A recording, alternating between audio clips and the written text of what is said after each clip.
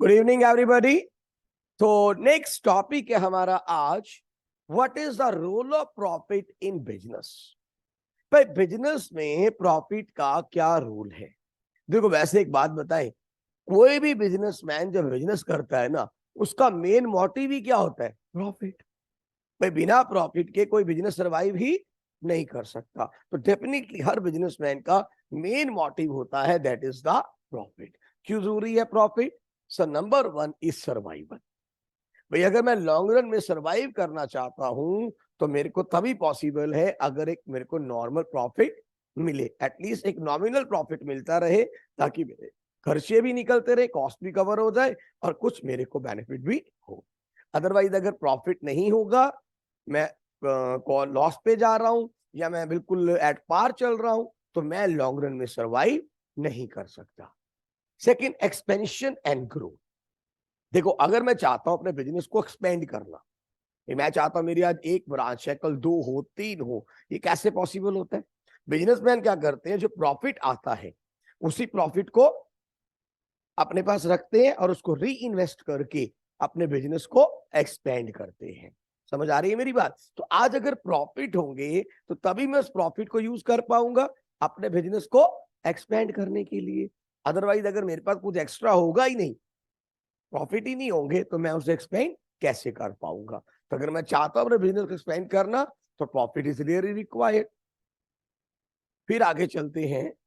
Next is, यहां से क्यों नहीं मूव कर रहा है ये, देन मेजर ऑफ एफिशिएंसी। आज की डेट में ना, अगर मैंने किसी भी बिजनेस फॉर्म की एफिशिएंसी को चेक करना है तो that is check by the profit. आज हम एफिशिएंसी कैसे चेक करते हैं? भाई इसका बड़ा अच्छा प्रॉफिट आ रहा है, बड़ी अच्छी रिटर्न है, तो ये बिजनेस अच्छा एफिशिएंट है, बड़ा एफिशिएंटली काम कर रहे हैं। लेकिन अगर आपको अच्छा प्रॉफिट नहीं हो रहा तो आप एफिशिएंट नहीं हो। तो आज एफिशिएंसी को मेजर करने का एक बहुत बड़ा तरीका है, क्या? प्रॉफिट। तो profit is a true indicator of your efficiency. Then reward of risk bearing. भाई देखो ना, जब कोई बिजनेसमैन कोई भी बिजनेस स्टार्ट करता है, कोई भी प्रोडक्ट लॉन्च करता है, किसी भी एक्टिविटी में, ट्रेड एक्टिविटी में इन्वॉल्व होता है, ये ऑलवेज टेक द रिस्क। भाई मैंने को प्रोडक्ट बनाना शुरू किया, वो अच्छा बनेगा नहीं बनेगा, रिस्क है। कल को बिकेगा नहीं बिकेगा, रिस्क है। और फ्यूचर तो हमेशा अनसर्टन है। तो ये जो एंटरप्रेन्योर रिस्क बियर कर रहा है, तो प्रॉफिट क्या होता है? Is reward for this risk. तो भैया आपने रिस्क लिया, हर चीज देखो रिस्क है ना। पहले आप सारे फैक्टर ऑफ प्रोडक्शन कंबाइन करोगे, you take production activity, undertake production activity, फिर आप मार्केट में उसको सेल करोगे, तो every time there is a risk. तो वो रिस्क आप जो बियर कर रहे हो, उसके लिए डेफिनेटली आपको रिवॉर्ड में क्या मिलना चाहिए? That is the profit. क्योंकि अगर आपको प्रॉफिट नहीं मिलेगा तो कोई भी रिस्क लेना नहीं चाहेगा। भाई आप रिस्क क्यों लेते हैं? क्योंकि आपको पता है आने वाले टाइम में आपको प्रॉफिट मिलेगा। अगर प्रॉफिट ही नहीं मिलेगा तो why should I take risk? फिर कोई रिस्क लेगा ही नहीं, कोई एक्टिविटीज में इन्वॉल्व होगा ही नहीं। That better reputation and goodwill. भाई जो फर्म अच्छे प्रॉफिट अर्न करती है, उसकी रिटर्न बहुत अच्छी है, उसकी मार्केट में गुडविल अच्छी होती है, अच्छी रेपुटेशन होती है, बस गुड फर्म, देखो कितनी अच्छी इनकम है, कितना अच्छा प्रॉफिट है, तो ये आपका एक गुडविल भी शो करता है। प्रॉफिट, आपकी मार्केट में अच्छी रेपुटेशन होती है। वो कंपनी जो अपने अच्छे प्रॉफिट शो करती है, डेफिनेटली अच्छी गुडविल होगी, इसलिए उस कंपनी के लोग शेयर भी खरीदना पसंद करते हैं। मार्केट में उसके शेयर की वैल्यू भी ज्यादा होती है। क्यों? ड्यू टू बेटर रेपुटेशन, कि इनका प्रॉफिट अच्छा आ रहा है, आज अगर हम इसमें इन्वेस्ट करेंगे, हमें आने वाले टाइम में अच्छे डिविडेंड, अच्छा रिटर्न मिलेगा। तो डेफिनेटली प्रॉफिट इसलिए भी जरूरी है। अब क्वेश्चन आता है, सर बिजनेस रिस्क क्या होता है? What is the business risk? But business risk means the probability of loss or inadequate profit due to uncertainty or unexpected event which are beyond the control. कहते business का मतलब क्या है भाई? Probability, या आपको लॉस भी हो सकता है, प्रॉफिट भी हो सकता है, due to some uncertainty, due to some unexpected event. जैसे आप देखो ना, पीछे कोरोना टाइम, क्या हमें पता था? एकदम कोरोना आया, कितना लॉस हुआ सबको, इट इज ए रिस्क। अभी कोई नेचुरल कैलामिटी आ जाए, कोई तूफान आ जाए, बाढ़ आ जाए, भूकंप आ जाए, इज ए रिस्क। कोई बीमारी फैल जाए, तो ये बेसिकली क्या है? बिजनेस रिस्क है। यानी प्रोबेबिलिटी है आपको लॉस भी हो सकता है और अच्छा ये भी हो सकता है कि आपने कोई प्रोडक्ट लॉन्च किया, एकदम मार्केट में उसकी डिमांड बहुत ज्यादा आ जाए, प्रॉफिट का भी उतना ही चांस है। जैसे आप देखो ना, पेटीएम वाले ने अपनी ऐप लॉन्च की, उसी दौरान क्या हो गया, डिमोनेटाइजेशन। याद है ना, डिमोनेटाइजेशन में क्या हुआ था, हमने 1000 और 500 के नोट बंद कर दिए थे, तो एकदम लोग पेटीएम की तरफ भागे, और उस समय इतना पेटीएम ऐप का यूज हुआ जो कभी हुआ ही नहीं था। तो वो अनएक्सपेक्टेड क्या था, प्रॉफिट। तो ये उसके कंट्रोल में नहीं। It means we can say business risk means a chance of incurring losses or less profit than expected। यानी कि हो सकता है आपको बहुत ज्यादा प्रॉफिट मिले, बहुत कम लॉस मिले, या कम लॉसेस मिले। तो ये क्या है, आपका बिजनेस रिस्क। अब डिमांड फॉर ए प्रोडक्ट में decline due to change in taste preference of the customer, और due to change in passion, और due to change in competitor policy. अब देखो ना, मेरा प्रोडक्ट है, हो सकता है उसकी डिमांड एकदम डिक्लाइन करे, क्यों, कस्टमर का टेस्ट चेंज हो जाए, कंपटीटर नया प्रोडक्ट लेके आ जाए, फैशन में चेंज हो जाए, कस्टमर की प्रेफरेंस चेंज हो जाए। तो ये क्या है, बिजनेस रिस्क है। क्या है ये, भाई मेरे को नहीं, अनसर्टेनिटी है ना, मेरा product, how the competitor better product बनाए, कस्टमर की प्रेफरेंस चेंज हो जाए, टेस्ट चेंज हो जाए, फैशन चेंज हो जाए, तो ड्यू टू दैट मेरे प्रोडक्ट की डिमांड कम हो सकती है ना। तो ये क्या है, बिजनेस रिस्क। और बिजनेसमैन हमेशा कोशिश करता है इस रिस्क को मिनिमाइज करे। एक बात याद रखना, वो अवॉइड नहीं कर सकता। ठीक है, मैं जब बेटर प्लानिंग करूंगा, अच्छे से स्ट्रेटेजी बनाऊंगा, मैं इस रिस्क को मिनिमाइज कर सकता हूं कि मेरे लॉस के चांसेस कम से कम हो। लेकिन मैं ये बोलूं कि मैं बिजनेस अपना रिस्क को एलिमिनेट कर सकता हूं, इट इज नॉट पॉसिबल। ठीक है बच्चे, अब आगे चलते हैं। अब बिजनेस की अगर नेचर के बारे में बात करें, सबसे पहले sir, it arises due to uncertainties. Number two, degree of risk depend on nature and size of business. तो जितना बिजनेस का साइज बड़ा होगा उतना रिस्क ज्यादा, जितना साइज छोटा उतना कम। And risk is an essential part of every business. हर बिजनेस में रिस्क है ही है, कोई बिजनेस बिना रिस्क के है ही नहीं, कोई भी नहीं है। And profit is reward for risk taking. और ये जो आप रिस्क ले रहे हो, बदले में रिवॉर्ड में क्या मिलने वाला है, दैट इज द प्रॉफिट। तो आइए देखें, एक एक करके डिस्कस करते हैं नेचर ऑफ बिजनेस रिस्क। सबसे पहले मैंने क्या बोला, business risk arises due to uncertainty. क्यों है ये रिस्क, क्योंकि अनसर्टेनिटी है, हर चीज अनसर्टन है। हमें नहीं पता कल गवर्नमेंट की क्या पॉलिसी होने वाली है, कंपटीटर क्या अपने प्रोडक्ट में चेंज करने वाला है, फैशन में क्या चेंज होने वाला है, क्लाइमेट में क्या एकदम चेंज आने वाला है। आप देखो ना, इस बार क्लाइमेट कितना चेंज है। आप अगर पिछले हम 10 एक दिन पीछे चले जाएं, वो कभी बारिश हो रही है, कभी गर्मी लग रही है, रात को ठंड लग रही है, एकदम क्लाइमेट कैसा था। मतलब कितनी अनसर्टेनिटी है क्लाइमेट में, फैशन में, गवर्नमेंट पॉलिसी में, कंपटीटर की पॉलिसी में, और सबसे इंपॉर्टेंट नेचुरल कैलामिटी, वो तो हमारे हाथ में कहीं है ही नहीं। तो डेफिनेटली बिजनेस क्यों होता है, due to this, because there are so many uncertainties. अच्छा, एक और देखो रीजन होता है, चेंज इन टेक्नोलॉजी। मतलब मैं कहता हूं मेरी टेक्नोलॉजी बहुत बढ़िया, लेटेस्ट है, लेकिन एकदम अगर कोई मेरे से बेटर टेक्निक लेके आ गया तो मेरे वाला डाउन हो जाएगा ना। अब मोबाइल फोन्स में क्या होता है, हर बार एक नया मोबाइल आता है, नई ऐप के साथ, नई मॉडिफिकेशन के साथ, उसमें कुछ एक्स्ट्रा फीचर्स होती हैं, और पुराने वाले मोबाइल की वैल्यू गिर जाती है। क्या है ये, ड्यू टू अनसर्टेनिटी। हो सकता है पहले बेटर से बेटर प्रोडक्ट आ जाए तो मेरी डिमांड गिर जाए। The risk is essential part of every business. Sir ये इंपॉर्टेंट कैरेक्टरिस्टिक्स है, कोई बिजनेस बिना रिस्क में ऐसा हो ही नहीं सकता। हाँ, इट मे बी पॉसिबल, कहीं पर रिस्क कम है, कहीं पर रिस्क ज्यादा है, बट आप ये बोलो कि बिजनेस रिस्क कहीं भी नहीं है, ऐसा पॉसिबल ही नहीं है। कोई भी आप पर्सन काम कर रहे हैं, हम सोच के चलते कि नहीं इसके तो कोई रिस्क ही नहीं है, हो सकता है बड़ा कम रिस्क हो, लेकिन रिस्क तो है। Then business risk and the degree of risk depends on the nature of business। कहता आपका बिजनेस कैसा है उसके ऊपर डिपेंड करता है आपका रिस्क कितना है। कहता फॉर एग्जांपल, अगर आप किसी फैशन आइटम्स को डील करते हैं, आपका रिस्क बहुत ज्यादा है, क्योंकि फैशन लगातार चेंज हो रहा है, एकदम चेंज होता है। आप बड़े अच्छे अच्छे डिजाइन के प्रोडक्ट ला रहे हो, लेकिन एकदम नया फैशन आ जाता है, 2 दिन में नई कुछ चीज आ जाती है and your product out of fashion और एकदम डिमांड गिर गई। यानी कि अगर आप कोई ऐसी फैशन आइटम के साथ डील कर रहे हैं, आपका रिस्क ज्यादा है। लेकिन अगर आप किसी स्टैंडर्डाइज्ड गुड के साथ डील कर रहे हैं, जैसे कि स्टेशनरी आइटम्स होती हैं, रजिस्टर्स हैं, कॉपीज हैं, इस किराने की दुकान पे चल रहे चिप्स वगैरह हैं, इनमें ज्यादा चेंज, तो कंपैरेटिवली इनकी शॉप पे जो रिस्क है वो कम है। समझ आ रही है मेरी बात? अब भाई चिप्स की एकदम डिमांड तो नहीं गिरने वाली, एकदम फैशन तो नहीं चेंज होने वाला है क्या? क्या कुछ स्टेशनरी आइटम आपके पेन या कॉपी जो है उनकी डिमांड एकदम खत्म होने वाली है क्या? वो इतनी जल्दी चेंज? स्टैंडर्डाइज आइटम्स हैं, इनकी डिमांड इतनी जल्दी चेंज नहीं होती, तो यहाँ रिस्क कम है। ऐसा नहीं कि रिस्क नहीं है। आप देखो ना, कोरोना टाइम में जितने बैग से जितनी कॉपीज थी, बिकी नहीं, उनकी सेल 20% पे आ गई, लोगों ने कॉपियां ली ही नहीं, स्कूल बैग खरीदे ही नहीं, जबकि बड़ा स्टेबल बिजनेस था ये, हर साल बच्चा बैग नया लेगा ही, कंपैरेटिवली रिस्क कम था ना।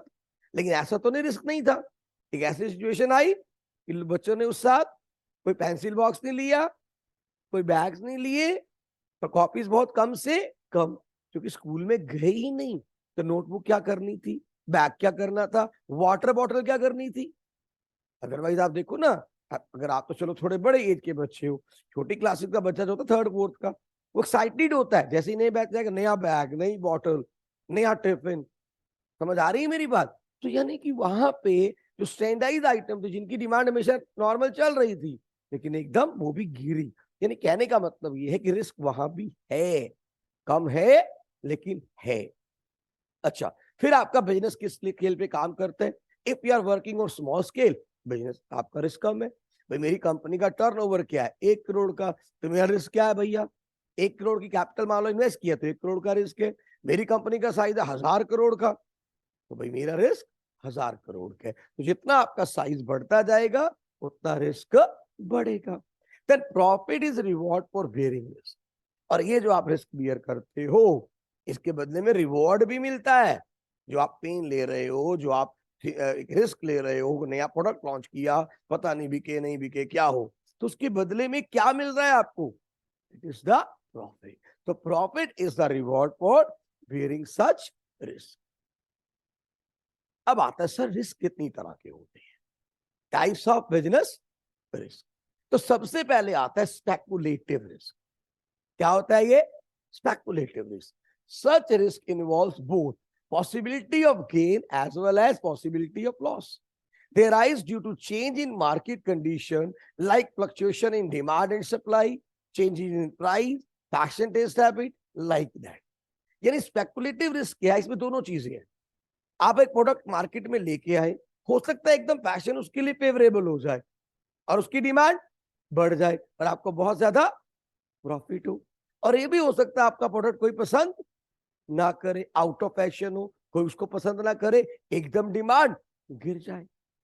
समझ आ रही है? यानी स्पेकुलेटिव रिस्क क्या है? जहां पे दोनों चांस है, पॉसिबिलिटी प्रॉफिट की भी है और लॉस की भी है। हो सकता है अगर वो आप मार्केट की कंडीशन आपके लिए फेवरेबल हो गई तो आपको गेन होगा, और मार्केट कंडीशन अगर आपके लिए अनफेवरेबल हो गई आपको लॉस होगा। समझ आ रही है मेरी बात? अब मान लो मेरी फैक्ट्री है छाता बनाने की, मैंने छाता बनाया ये सोच के बारिश के दिन है, अब मेरे को प्रॉफिट होगा। अब दोनों चीजें हैं, अगर बारिशें बहुत ज्यादा हुई, मेरा छाता बहुत ज्यादा बिकेगा, फेवरेबल है मेरे लिए, गेन हो गया। और पता लगे बारिश हुई ही नहीं, छाता मेरा बिका ही नहीं, तो क्या हो गया? लॉस। तो ये क्या है? स्पेकुलेटिव। दोनों पॉसिबिलिटी है ना, बारिश हो भी सकती है और नहीं भी हो सकती है। अंडरस्टैंड? सेकंड केस आता प्योर रिस्क। सर इसमें सिर्फ आपकी पॉसिबिलिटी है, या तो लॉस होगा या नहीं होगा, मतलब ये नहीं गेन होगा लॉस होगा, यहाँ पे क्या है, या तो लॉस होगा या नहीं लॉस होगा। जैसे कि अगर मेरी एक रिस्क है, मेरी कंपनी में आग लग जाए, मेरे वर्कर स्ट्राइक कर रही, कोई फैक्ट्री में एक्सीडेंट हो जाए, है ना रिस्क। अब या तो ये होगा या नहीं होगा, मतलब इससे फायदा तो नहीं होगा ना, इट मींस क्या है, लॉस या नो लॉस। या तो आग नहीं लगेगी, अब आग ना लगने से कोई प्रॉफिट तो नहीं हो रहा है ना, लेकिन लॉस नहीं हुआ। या कोई एक्सीडेंट होगा या नहीं होगा। You understand? हम इसे क्या बोलते हैं? Pure risk. Is it clear? आगे चलते हैं सर। प्योर रिस्क के बाद अगली कैटेगरी आती है हमारे पास, that is the insurable risk. Sir ये वो रिस्क होते हैं जिनको हम इंश्योर कर सकते हैं। जैसे पीछे हमने बात की, मान लो एक रिस्क है कि मेरी फैक्ट्री में आग लग सकती है, एक्सीडेंट हो सकता है, कुछ चोरी हो सकती है, ठीक है, तो हमने क्या किया, उसके लिए इंश्योरेंस करा लिया। तो इसको क्या बोलते हैं? Insurable risk. यानी वो रिस्क जिनके लिए आप इंश्योरेंस करा सकते हैं। होता ना फायर इंश्योरेंस वगैरह, पढ़ेंगे हम, पूरा आपका टॉपिक भी है, तो हम उसे क्या बोल देते हैं? Insurable risk. यानी कि इनकी पॉसिबल है, ये हो सकता है, they can be insured because it is possible to determine the probability of such risk।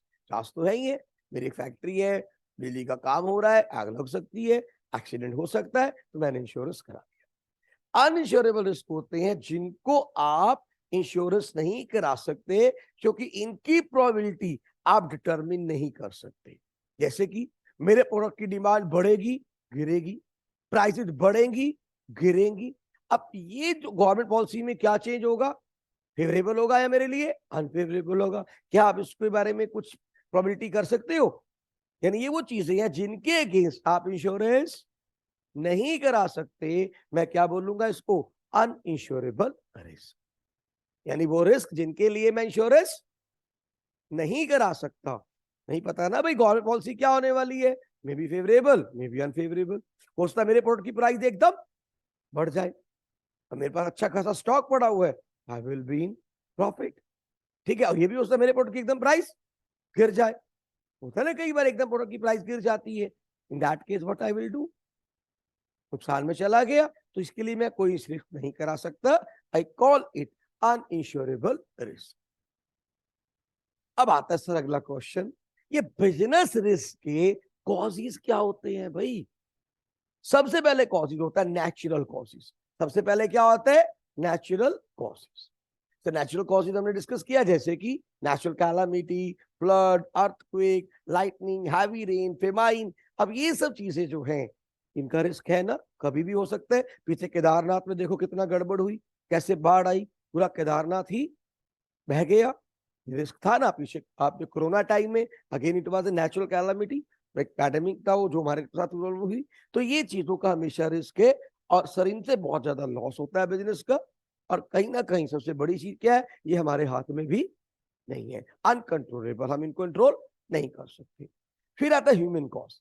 Human cause में क्या होता है सर?